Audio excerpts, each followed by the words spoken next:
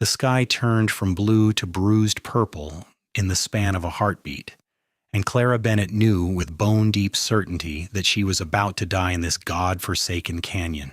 She had been tracking her father's stolen cattle through the narrow ravine outside of Prescott, Arizona Territory, in the summer of 1883 when the first fat drops of rain began to fall. Clara was 22 years old, unmarried by choice, and stubborn enough to chase down rustlers on her own despite her father's protests. The Bennett ranch had lost too many head this season, and they could not afford another loss. Her father was recovering from a broken leg. Her brother was 3 days away driving a herd to market, and the law in Prescott was more interested in card games than cattle thieves.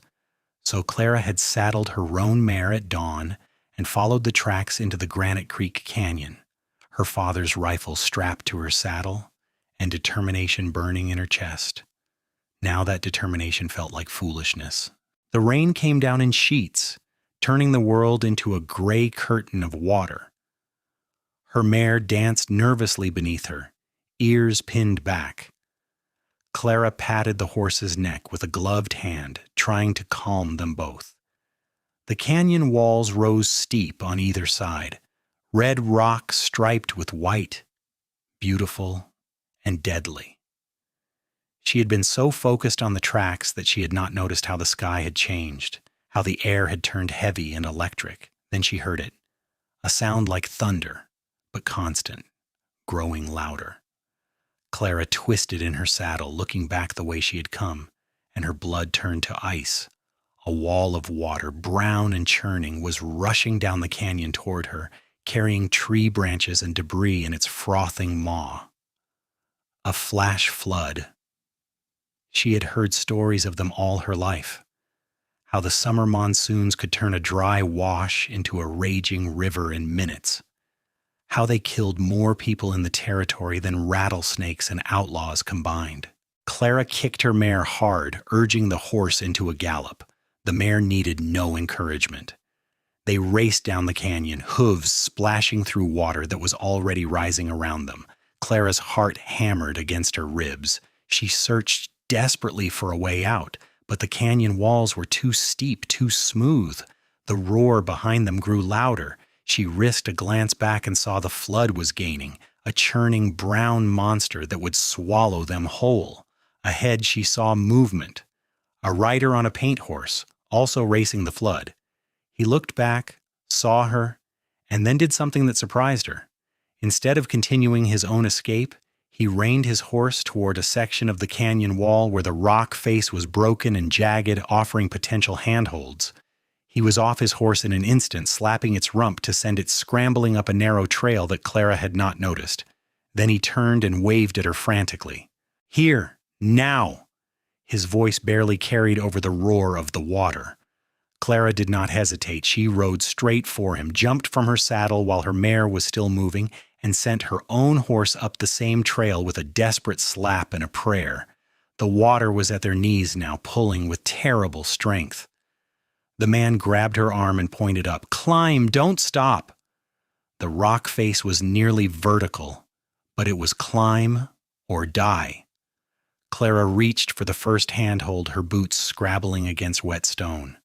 The man was beside her, slightly below, and she realized he was positioning himself to catch her if she fell. They climbed together, the water rising beneath them, reaching for their boots like grasping fingers. Clara's arms burned. Her fingers scraped raw against the rock, but she did not stop. She reached for another hold, pulled herself up, found a foothold, reached again. "That's it! Keep going!" The man's voice was encouraging, steady despite the circumstances. "You're doing great!" Her boot slipped on wet rock, and for a terrifying moment she was falling, but then strong hands caught her waist, steadying her, pushing her up. "I've got you. Find your footing." Clara did, her boot finding a narrow ledge. She pressed her face against the stone, breathing hard, then continued climbing. The roar of the water was deafening now. She did not look down. Up was the only direction that mattered. Her hands found the edge of a ledge, and she hauled herself over it, rolling onto her back on blessedly flat stone.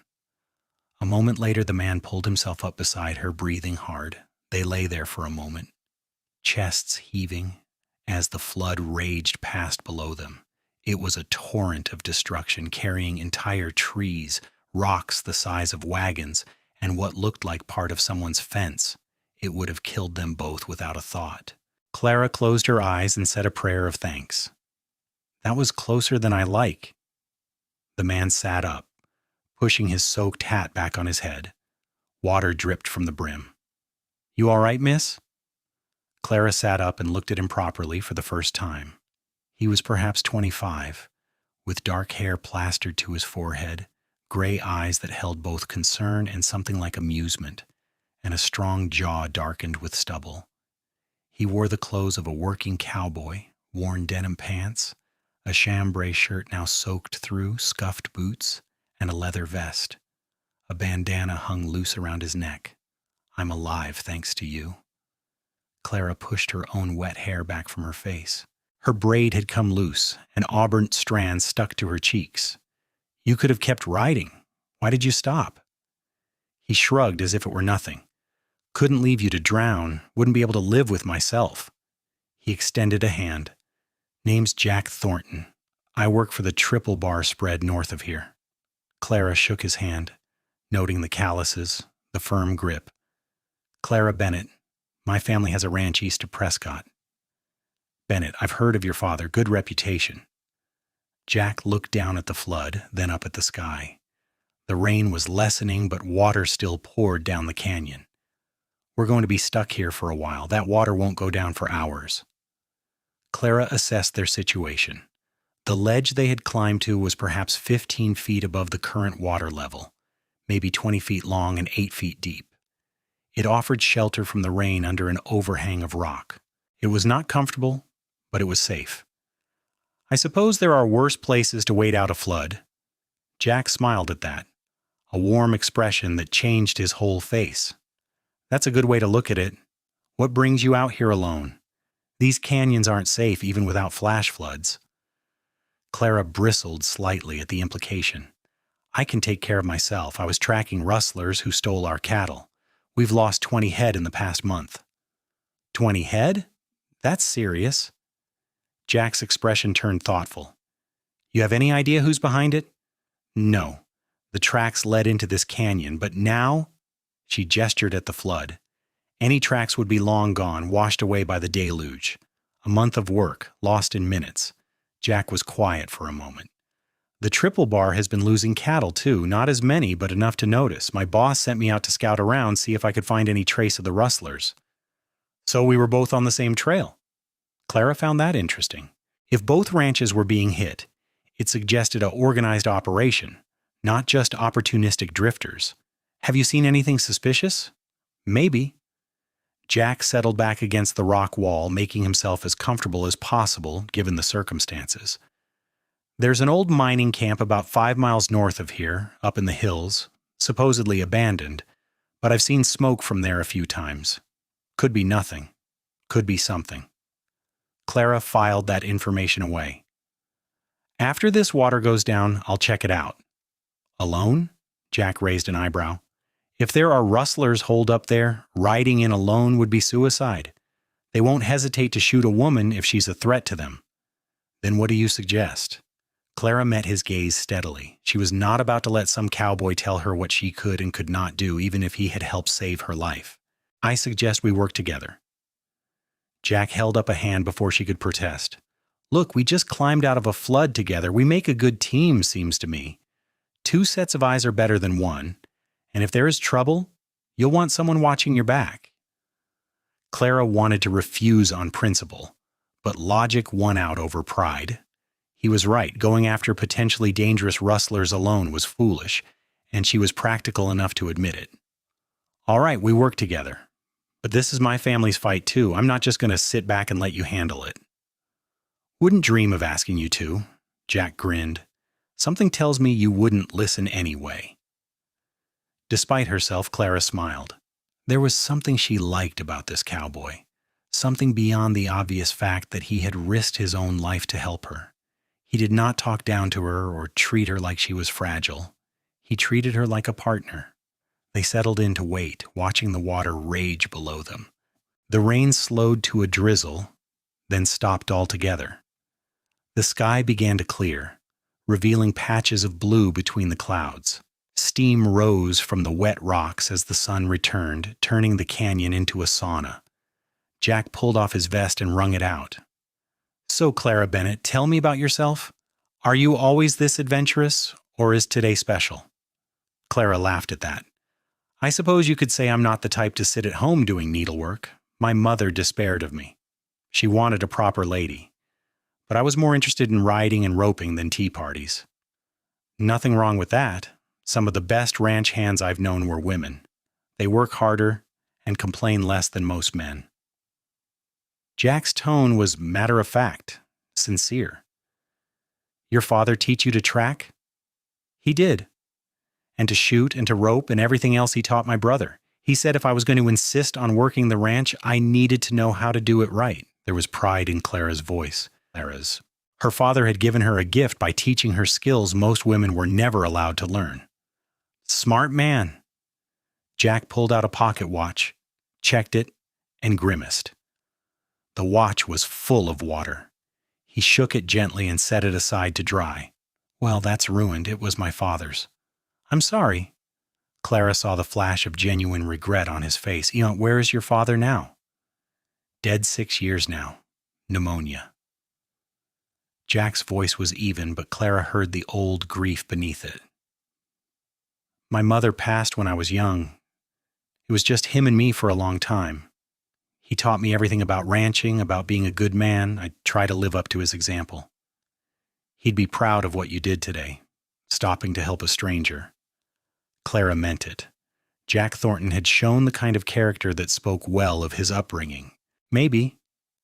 Jack looked at her, and there was warmth in his gray eyes.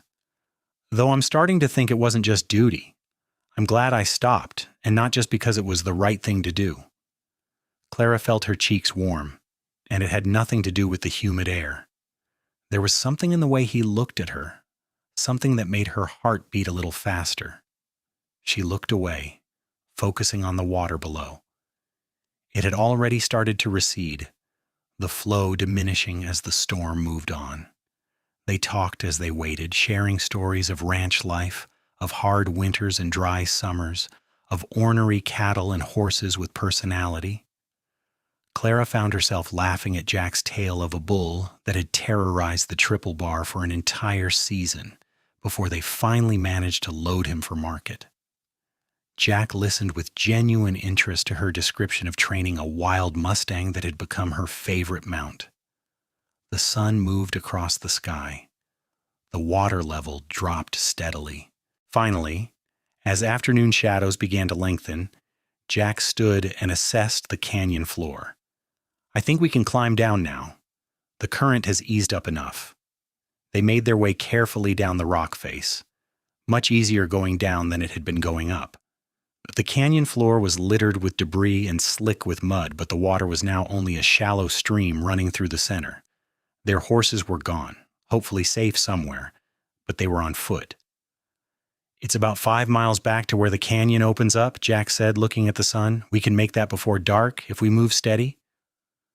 They walked side by side through the transformed canyon. Clara's boots squelched with each step, her clothes still damp and uncomfortable, but she was alive. They were alive. That was what mattered. "So this mining camp," Clara said as they walked, "when do you want to scout it out?" "Tomorrow morning early. I need to get back to the Triple Bar tonight, get a fresh horse and supplies. You should do the same. Meet me at sunrise where the North Road crosses Granite Creek." "You know the spot?" "I know it." Clara glanced at him. "You're serious about this, about working together?" "I am if you are." Jack met her gaze. "We're a good team, you know. Proved that today. Might as well make use of it." Something in Clara's chest tightened at those words. "We're a good team."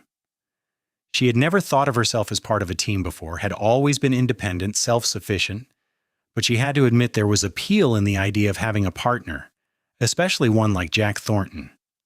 They reached the mouth of the canyon as the sun was setting, painting the sky in shades of orange and pink. They found both their horses grazing peacefully in a meadow, none the worse for their adventure. Clara caught her roan mare and swung into the saddle, every muscle protesting. She was going to be sore tomorrow. Jack mounted his paint and rode over to her. "You sure you're all right to ride home? That's a long way if you're hurting." "I'll be fine." Clara gathered her reins. "Thank you, Jack, for everything. I owe you my life." "No debt between partners." Jack touched the brim of his hat. "Sunrise tomorrow, don't be late." Clara watched him ride north before turning her mare east toward home. Her mind was full of the day's events, but most of all she kept thinking about gray eyes and a warm smile, about strong hands that had caught her when she fell, about a voice that had encouraged her to keep climbing. She told herself it was just gratitude, just the natural bond that formed between people who had survived danger together. But as she rode through the gathering dusk, she could not stop smiling. Her father was waiting on the porch when she rode in, balanced on his crutches, his weathered face creased with worry. "Clara, thank God. When that storm hit, I was afraid you'd been caught in it." "I was." Clara dismounted and began unsaddling her mare. "I got caught in a flash flood in Granite Creek Canyon. I nearly died, Papa." Her father's face went white. "How did you—" "A cowboy from the Triple Bar helped me. We climbed to safety together." Clara carried her saddle into the barn, her father following awkwardly on his crutches. She told him the whole story as she rubbed down her mare and gave the horse grain and water. When she finished, her father was quiet for a long moment. "This Jack Thornton sounds like a good man. I'm grateful to him." "He is a good man." Clara hung up her tack. "Papa, he's been tracking the same rustlers we have. The Triple Bar has been losing cattle, too. We're going to work together, scout out an old mining camp where he thinks they might be hiding." "Together?" Her father's eyebrows rose. Clara, I don't think—" "Papa, please." Clara turned to face him. "He saved my life today. I trust him. And he's right that two people working together have a better chance than one alone. We're meeting tomorrow at sunrise." Her father studied her face for a long moment, and Clara wondered what he saw there. Finally, he nodded slowly. "All right, but you be careful. And Clara? Maybe invite this young man to dinner sometime. I'd like to thank him properly." Clara felt her cheeks flush. "Maybe. We'll see." That night, Clara lay in her bed listening to the crickets sing outside her window. She should have been exhausted, should have fallen asleep immediately, but her mind would not settle. She kept replaying the day, kept seeing Jack's face as he had looked at her on that ledge, kept hearing his voice. "We're a good team." Finally, she drifted off, her dreams full of gray eyes and strong hands and the feeling of climbing toward safety. She woke before dawn, dressed quickly in clean riding clothes, and was saddling a fresh horse when her father appeared in the barn. He handed her a bundle wrapped in cloth. "Food for the day. And Clara, be smart. If you find those rustlers, don't try to take them on yourself. Come get me and we'll get the law involved." "I will, Papa. I promise." Clara kissed his weathered cheek and rode out into the pre-dawn darkness. Jack was already waiting at the crossing when she arrived, sitting easy in his saddle, his paint horse fresh and alert. He smiled when he saw her, and Clara felt that strange flutter in her chest again. "Morning. You ready for this?" "Ready?" Clara pulled her rifle from its scabbard and checked it, then slid it back. "Let's go find our rustlers." They rode north together as the sun rose, painting the desert in shades of gold and red. The storm had left everything washed clean, the air crisp and fresh. Jack led the way through terrain that became increasingly rough, up into the hills where scrub oak and juniper grew among the rocks. They rode in comfortable silence much of the time, but occasionally Jack would point out landmarks or Clara would comment on the tracks they saw. It was mid-morning when Jack held up a hand, reining his horse to a stop. "There, see the smoke?" Clara looked where he pointed and saw a thin thread of gray smoke rising from behind a ridge. "That's the mining camp?" "Should be. Let's leave the horses here and go on foot. Quieter that way." They tied their mounts in a grove of oaks and continued on foot, moving carefully through the rocks. As they climbed the ridge, Clara could hear voices, the lowing of cattle. Her pulse quickened. They had found something. At the top of the ridge, they lay flat and looked down into a small valley. Below them was an old mining camp, a collection of weathered wooden buildings, and the skeletal remains of mining equipment. And in a makeshift corral, there were cattle, at least 30 head, bearing brands from multiple ranches. Clara spotted several with her father's brand. "There they are," she whispered, "our cattle." Jack was studying the camp with narrowed eyes. "I count 4 men. See them? 2 by the fire, 1 in the corral, 1 coming out of that building." Clara saw them, rough-looking men with guns on their hips. "What do we do?" "We ride back and get help. 4 armed men is too many for the 2 of us."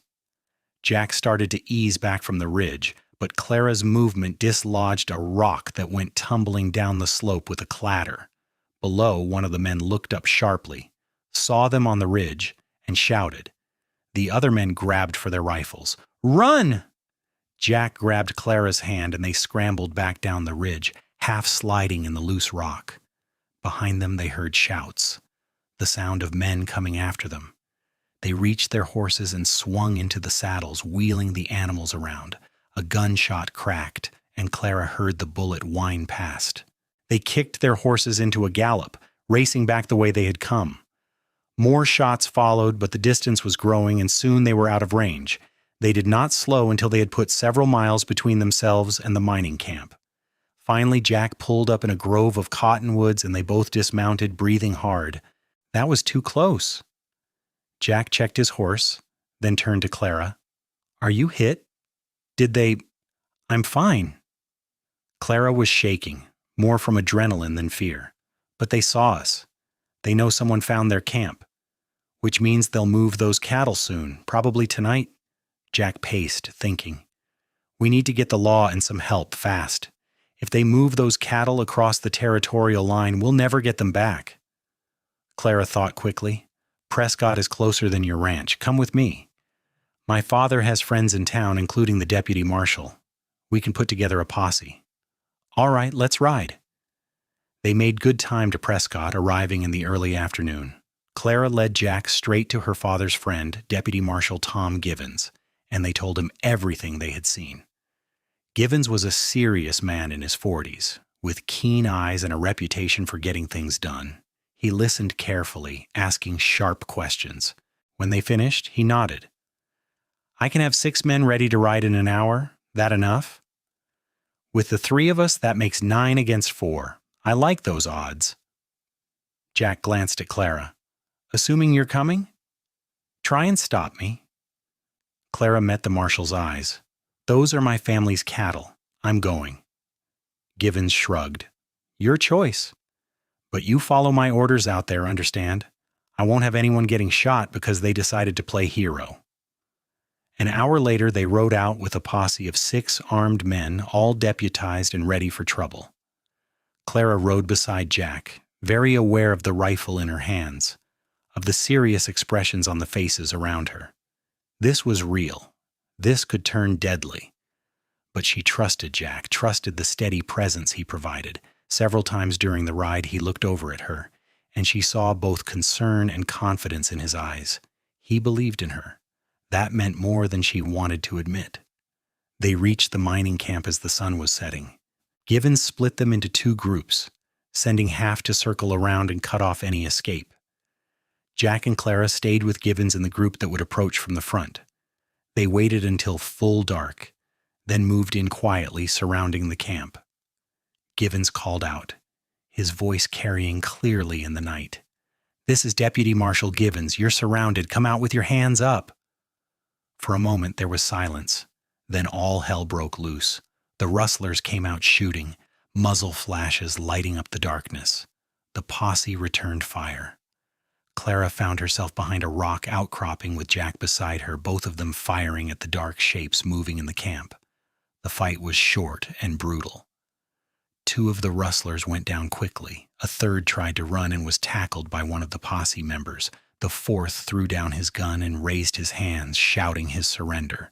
When the smoke cleared, it was over. 2 rustlers dead, 2 in custody, and the cattle safe. And no one from the posse had been seriously hurt, though one man had a graze on his arm and another had been thrown from his horse in the chaos. Clara lowered her rifle, her hands shaking. She had fired at another human being. She had not thought about it in the moment, had just acted on instinct, but now the reality of it hit her. Jack's hand found her shoulder, steady and warm. "You did good, you're safe. We're all safe." Clara turned to him and, without thinking, wrapped her arms around him in a tight hug. Jack held her, one hand stroking her back gently, and Clara let herself take comfort in his strength. She did not cry, but she trembled, and he held her through it. "I've got you," he murmured. "You're all right." Givens came over, interrupting the moment. "Good work, both of you. Clara, these cattle are from 4 different ranches, including yours. We'll sort them out tomorrow and get them back to their rightful owners." Jack reluctantly released Clara, but he stayed close to her side as they helped secure the prisoners and organize the camp for the night. The posse would stay here and guard the cattle until morning, when they could be properly counted and returned. As the others settled in around the fire, Jack drew Clara aside to a quiet spot at the edge of the camp. The stars were brilliant overhead, the night air cool and sweet. "How are you doing, really?" Jack's face was concerned in the firelight. "I'm all right, it's just—" That was intense. Clara looked up at the stars, gathering her thoughts. "I've never been in a gunfight before." "Most people never are. It's not something you get used to, and if you do, that's when you should worry." Jack leaned against a rock, his shoulder almost touching hers. "But you handled yourself well. You didn't panic. You did what needed doing. We made a good team again." Clara echoed his words from earlier, and she saw him smile. "We did. We really did." Jack was quiet for a moment. "Clara, I know we've only known each other for 2 days, but I feel like I know you better than people I've known for years. Does that sound crazy?" "No." Clara's heart was beating fast again, but this time it had nothing to do with danger. "I feel the same way, like we fit together somehow." Jack turned to face her fully, and even in the dim light she could see the intensity in his eyes. "I'd like to keep seeing you. After this is done, after the cattle are sorted and everything is settled, I'd like to come calling properly if you'd allow it." Clara felt like the world had narrowed down to just the 2 of them, standing under the stars. "I'd like that. I'd like that very much." Jack reached out and gently tucked a strand of hair behind her ear, his fingers lingering for a moment on her cheek. "Your father said I could come to dinner to thank me for the flood. Think he'd extend that invitation if he knew I was courting his daughter?" "He already suggested it, actually." Clara smiled at the memory. "He said he wanted to meet you properly. He approves of you, I think." "Good, because I have a feeling I'm going to be spending a lot of time at the Bennett Ranch." Jack's voice was warm with promise. They stood there for a long moment, close enough to kiss, but Jack did not press. Instead, he took her hand and squeezed it gently. "You should get some rest. Tomorrow is going to be a long day." Clara knew he was right, but she was reluctant to leave this quiet moment. Still, she nodded and returned to the fire where the other posse members were spreading out bedrolls. Jack brought her a blanket and made sure she had a comfortable spot, hovering with an attentiveness that made the other men exchange knowing looks and grins. The next morning they sorted the cattle and began the process of returning them to their owners. Clara's father arrived at the mining camp with a wagon to help transport supplies, and his eyes lit up when he saw the recovered cattle. He pumped Jack's hand enthusiastically. "Mr. Thornton, I owe you more than I can say. You saved my daughter's life, and now you've helped recover our cattle. The Bennett family is in your debt." "No debt, sir." Jack glanced at Clara with a smile. "Your daughter did as much as I did. She's brave and capable. You should be proud." "I am. Always have been." Her father looked between them, noting the way they stood close together, the way Clara looked at the young cowboy. A small smile tugged at his mouth. "Mr. Thornton, we'd be honored if you'd come to dinner this Sunday as a proper thank you." "I'd be delighted, sir." Jack's eyes found Clara's, and the warmth there made her breath catch. The next few days passed in a flurry of activity. The rustlers were taken to Prescott to stand trial. The cattle were returned to their rightful owners. Clara helped her father with the ranch work, but her mind kept drifting to Sunday dinner, to seeing Jack again. When Sunday arrived, she found herself fussing over her appearance in a way she never had before. She chose her best dress, a deep green that brought out her eyes, and spent extra time arranging her hair. Her father noticed but said nothing, just smiled knowingly. Jack arrived promptly at noon, riding up on his paint horse, wearing clean clothes and with his hat in his hands. He had shaved, and his dark hair was neatly combed. He looked impossibly handsome, and Clara's heart did a little flip when she saw him.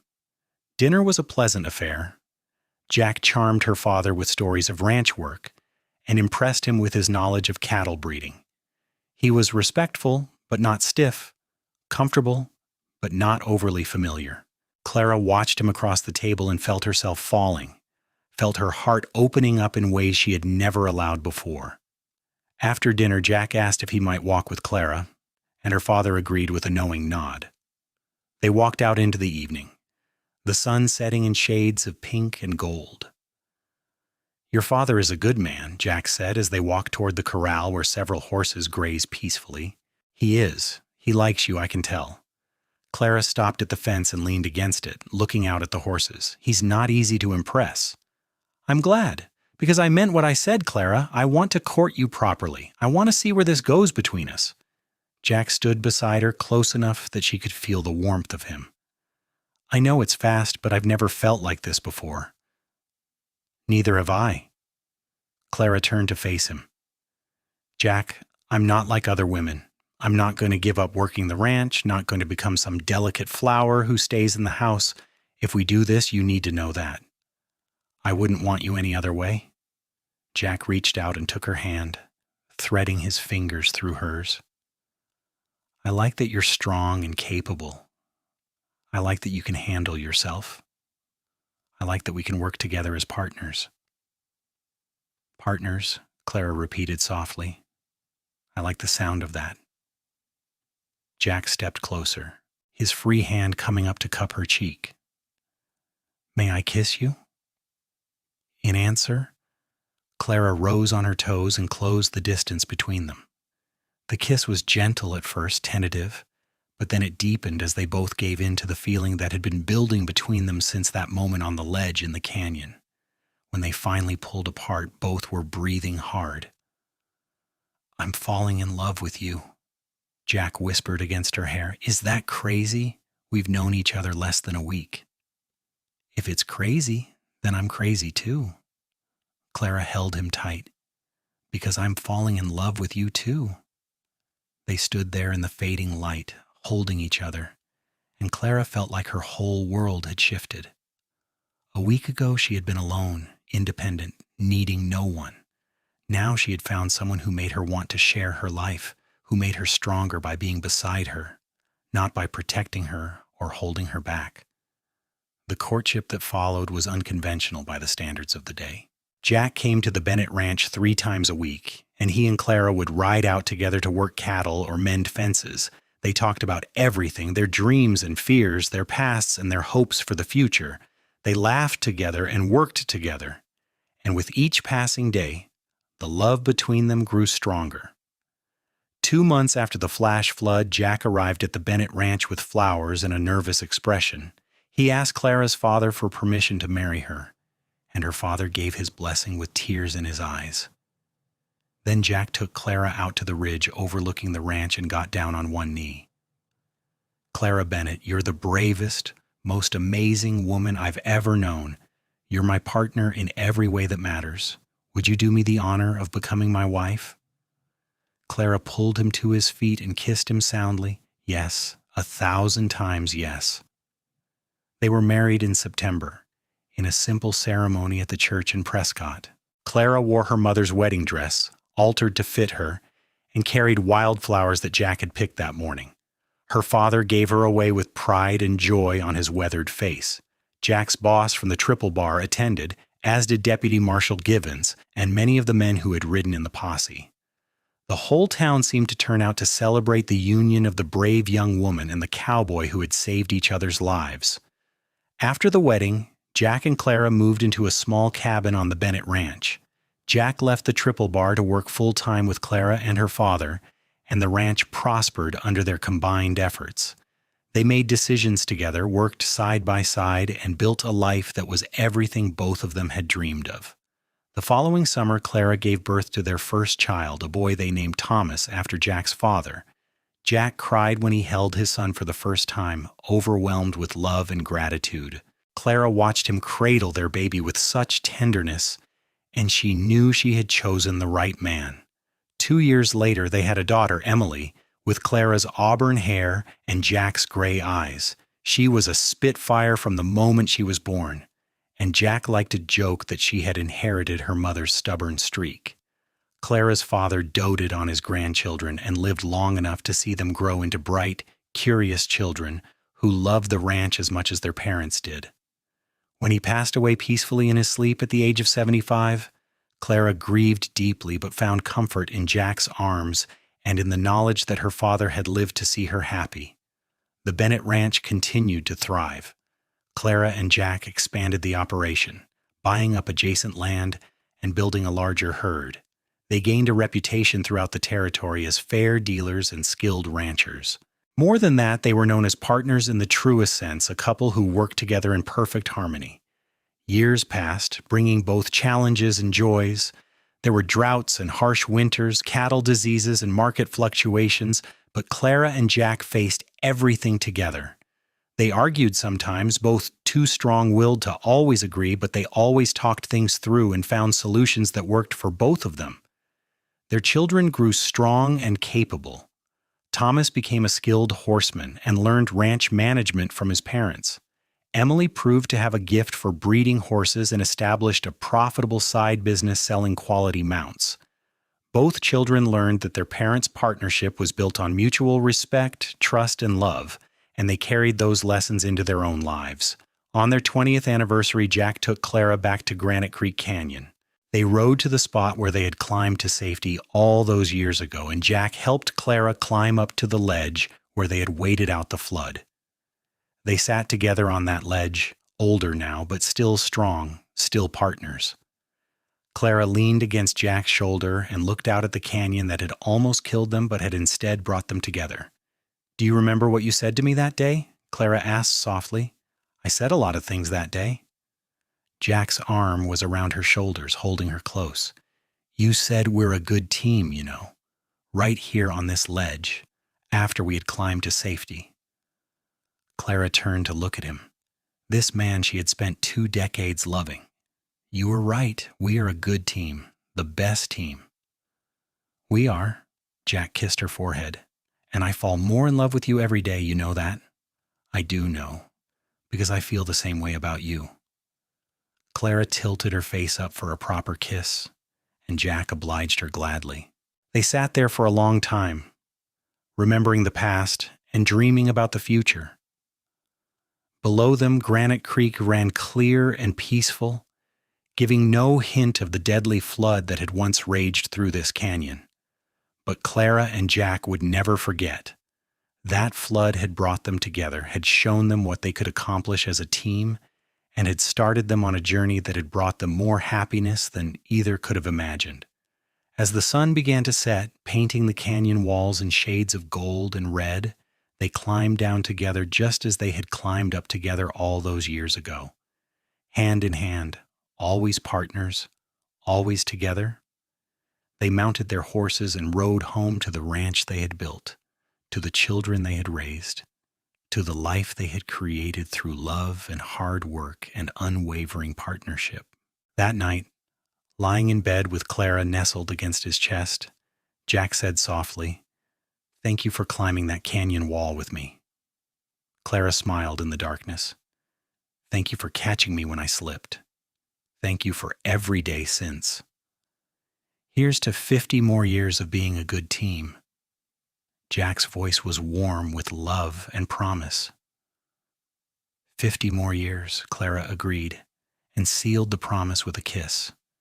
They fell asleep wrapped in each other's arms, secure in the knowledge that whatever storms might come, whatever floods might threaten, they would face them together. They were partners, lovers, best friends. They were a team, the best team, and nothing would ever change that. The years continued to roll by, bringing new grandchildren and eventually great-grandchildren. Clara and Jack grew old together, their hair turning silver, their hands becoming weathered and lined, but their love never diminished. If anything, it grew stronger, deeper, richer with each passing year. They took great joy in watching their grandchildren grow, teaching them to ride and rope just as they had taught their own children. They told stories of the old days, of flash floods and rustlers, of climbing canyon walls and falling in love. The younger generations listened with wide eyes, absorbing the family history, learning the values of courage and partnership that Clara and Jack embodied. The ranch prospered and grew into one of the most successful operations in the territory.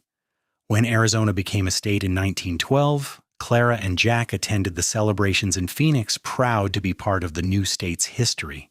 They had helped build this land, had fought for it, and loved it and raised their family on it. In their later years, when the hard physical work of ranching became too much, they handed over day-to-day operations to Thomas while remaining as beloved advisors and overseers. They spent their days on the porch of the ranch house they had expanded over the years, holding hands and watching the sunset over land they had worked together. On the 50th anniversary of that flash flood in Granite Creek Canyon, Clara and Jack's children and grandchildren organized a surprise celebration. The whole family gathered at the ranch along with friends from throughout the territory. There was a huge feast and music and dancing. Jack held Clara close as they danced under the stars, moving slowly to a waltz, still perfectly in sync after all these years. "Happy anniversary, my love," Jack murmured in her ear. 50 years since we climbed that canyon wall together." "Best decision I ever made," Clara said, looking up at him with eyes still bright with love. "Trusting you, climbing with you, building a life with you. We're still a good team." Jack smiled, and Clara saw in his face the young cowboy who had stopped to help a stranger, who had risked his life for someone he did not know. "The best team," she agreed. They lived into their 80s, blessed with long life and good health. When the time came for them to pass, it happened the way everyone who knew them expected. Clara fell ill first, a sudden fever that weakened her despite the doctor's best efforts. Jack never left her side, holding her hand through the long nights, reminiscing about their life together. On a quiet morning in early spring, with Jack holding her hand and their family gathered around, Clara closed her eyes for the last time. Jack kissed her forehead and whispered, "I'll see you soon, partner." True to his word, Jack followed her 3 days later. The doctor said his heart simply gave out, but everyone who knew them understood the truth. Jack Thornton had lived his whole adult life as part of a team, and he could not imagine existing without his partner. They were buried together on a hill overlooking the Bennett Ranch, under a sky as blue and vast as the one that had watched over them their whole lives. The headstone read simply, "Clara and Jack Thornton, partners in life and love, a good team." Their children and grandchildren and great-grandchildren stood at the grave and told stories of the legendary couple who had climbed a canyon wall together, who had caught rustlers and built an empire, who had loved each other so completely that death itself could not separate them for long. The Bennett Ranch continued to thrive, passed down through generations, each one learning the lessons that Clara and Jack had taught. That true partnership means facing challenges together, that love is built on respect and trust and hard work, and that two people who commit to being a team can accomplish anything. And sometimes on summer evenings when the monsoons rolled in and rain fell on the parched land, the family would gather on the porch and look toward the distant canyon where it all began. They would remember the story of the flash flood, of the brave young woman, and the courageous cowboy who climbed to safety together and found something far more precious than their lives. They found each other. They found partnership. They found a love that lasted a lifetime and beyond, a love that became the foundation of a family and a legacy that would endure for generations. And if you listened carefully on those rainy evenings, some swore you could hear it carried on the wind. A man's voice, warm with affection and certainty, saying, "We're a good team, you know." And a woman's voice, filled with love and joy, agreeing, "The best team." Their story became legend in that part of Arizona, told and retold around campfires and dinner tables, a testament to the power of courage, partnership, and love. The Bennett Ranch stands to this day, a monument to everything Clara and Jack built together, and every generation that works that land remembers the two people who started it all. Two people who met in a moment of crisis, who chose to climb together rather than face danger alone, who discovered in that choice the beginning of something extraordinary. Two people who proved that the best teams are built not just on shared work, but on shared values, shared dreams, and a love deep enough to weather any storm. Clara and Jack Thornton lived, loved, and built their legacy together.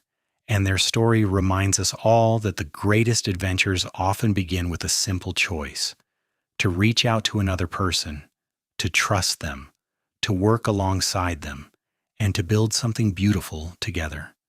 They escaped the flash flood by climbing up together, and in doing so they found their way to a love that would last forever. And that, in the end, is the best story of all.